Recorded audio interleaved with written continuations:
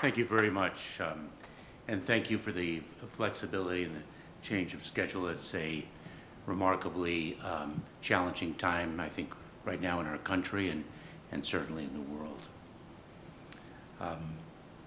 When I first accepted Mr. Graff's invitation, RKK's invitation to speak with you today, I intended to give a very different speech. I intended to discuss the scope of the rising anti-Semitism problem in America, to make clear that the sports world is not exempt, and to call out recent anti-Semitic statements and actions by several high-profile athletes. I intended to talk about the administration's commitment to confronting anti-Semitic violence in our country and to highlight our first ever national strategy to counter anti-Semitism. I intended to ask for your partnership and that of your organizations in addressing the world's oldest form of hatred. That was before the events of this past weekend, before hundreds of innocent men, women, and children were unspeakably, brutally murdered and thousands more injured, before more than 150 were torn from their homes, pulled from their cars and off the streets, seized from a concert in the desert, and taken hostage, before Israel was targeted by the worst terrorist attack in its history. It was before a demonstrator waved a swastika during a rally in Times Square on Sunday, before a group chanted "Gas the Jews" at a rally in front of the Sydney Opera House in Australia on Sunday, before social media was awash in praise for Hamas terrorists and calls for total Jew death. The reality in which we are gathered today is this: Jewish people in our country and across the world are again traumatized, again afraid for their own safety and for the safety of their loved ones. Those of you in the audience who are Jewish know this. Those of you who are not must know this. Every Jewish person has felt the sting of anti-Semitism at some point in our lives, and the impact of an act of hate is lasting. I lived this in my own home growing up. My mother, who escaped the Holocaust while so many in her family did not have me enjoy sleepovers or a sleepaway camp as many of my friends did. She had known children who left home and did not return. That tragedy compelled her, decades later, to keep us very, very close.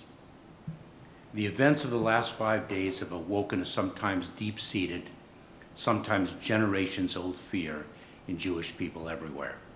The paradigm for anti-Semitism and anti-Semitic violence has shifted precipitously over the past 5 days. So must, too, the urgency with which we confront it. I'll start by sharing what our administration and the Department of Homeland Security are doing to quell this storm before I speak of what we cannot do. First and foremost, we are partnering with state and local officials to stay vigilant in the wake of insensitive and dangerous calls to action by former Hamas leadership and pro-Hamas organizations.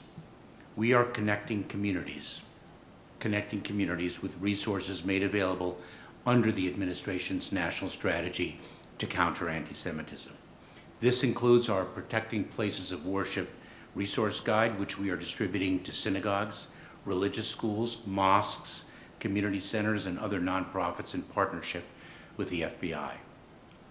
We are, through our nonprofit security grant program, providing $305 million in support this fiscal year alone to more than 2,200 faith-based and other nonprofit organizations at risk of a terrorist or other violent extremist attack.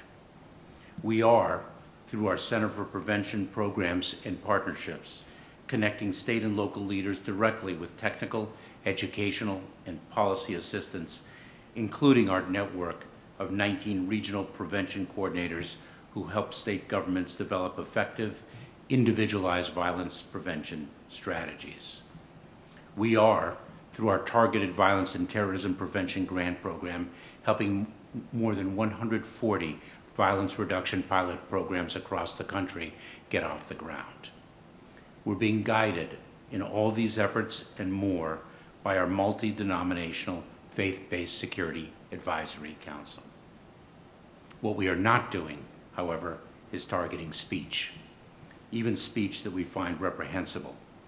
There is no place for hate in America, not against Jewish people, not against Muslims, but the fact of the matter is that DHS can only operate at the nexus of hate and hate-fueled violence. The fact of the matter is that progress towards truly eradicating hate from the hearts, heads, words, and actions of society must be driven by society itself. That is why I'm grateful for the opportunity to be here with you today and why I so deeply appreciate and admire Mr. Kraft's leadership in convening us, because the sports leagues, teams, and athletes you represent are critical to those efforts. Sports hold an extraordinary amount of our collective attention, and athletes hold an extraordinary amount of our collective respect.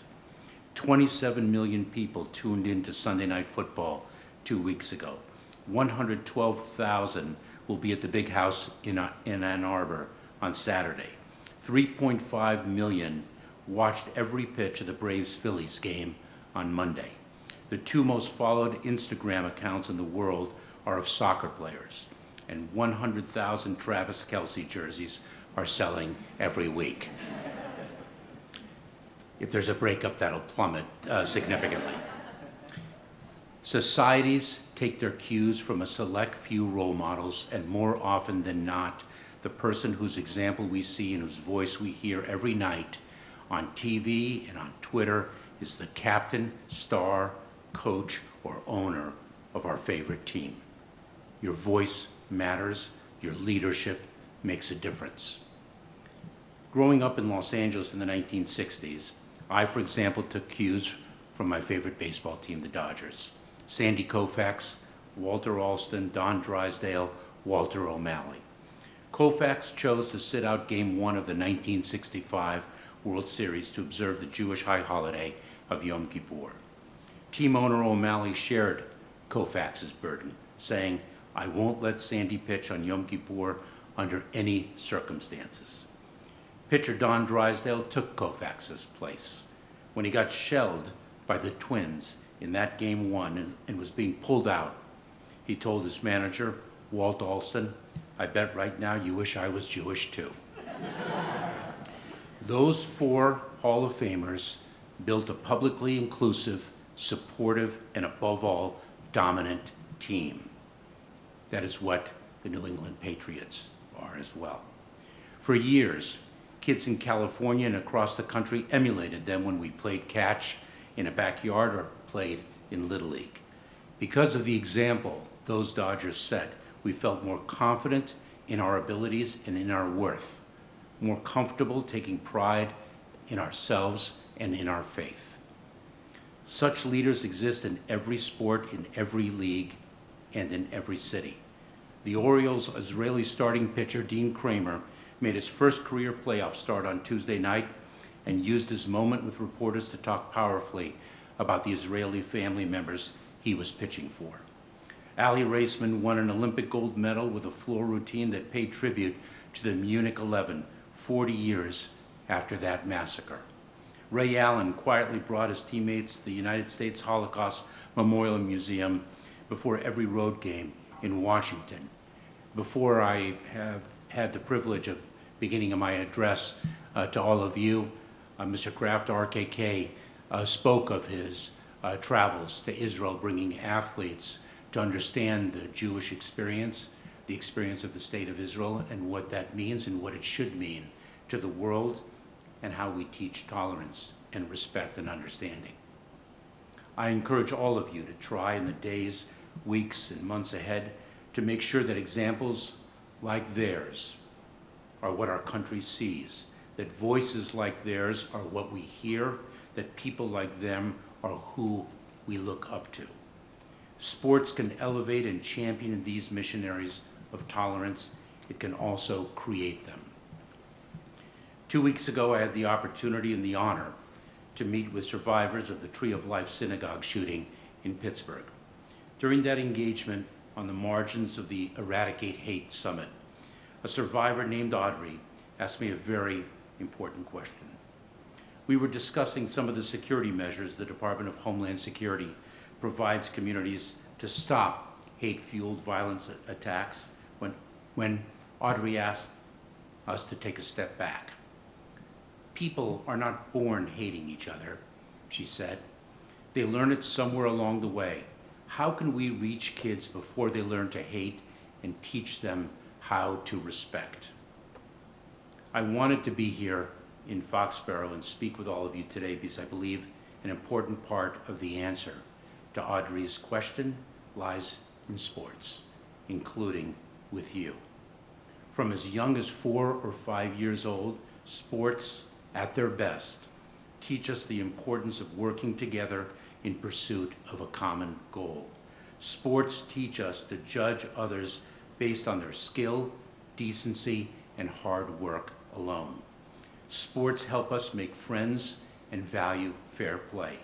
Sports are where we learn how to compete, but how to respect our opponents, how to win with humility, and how to lose with grace. These are not lessons that government can teach, but they are lessons that can help mitigate the threats government is charged with confronting. In a world that is witnessing a tremendous rise in hate and in acts of hate-fueled violence, sports, at their best, can be the antidote to a world that increasingly seeks to isolate us and pit us against each other. A world that tells us it is acceptable to mock those whom we perceive to be beneath us, to resent those we perceive to be above us, and to justify acts of hatred and violence against both. We need all of you in this room today and your peers and colleagues across teams, leagues, conferences, divisions, and associations to help administer the antidote. The antidote not just with respect to anti-Semitism, but to hate in all its forms. The Department of Homeland Security, your department, is eager to be your partner, a member of your team, in whatever way we can. It is my hope that this summit, at this moment, can be the beginning of such a partnership. I again thank you, Mr. Kraft, RKK. I grew up in a very formal home, for hosting this summit, and I thank you very much to all of you for being here. Thank you for your commitment to using your voices and your platforms to honor the victims of hate and build a more tolerant, secure future. And thank you for the opportunity and the honor to speak with you today. Thanks so much.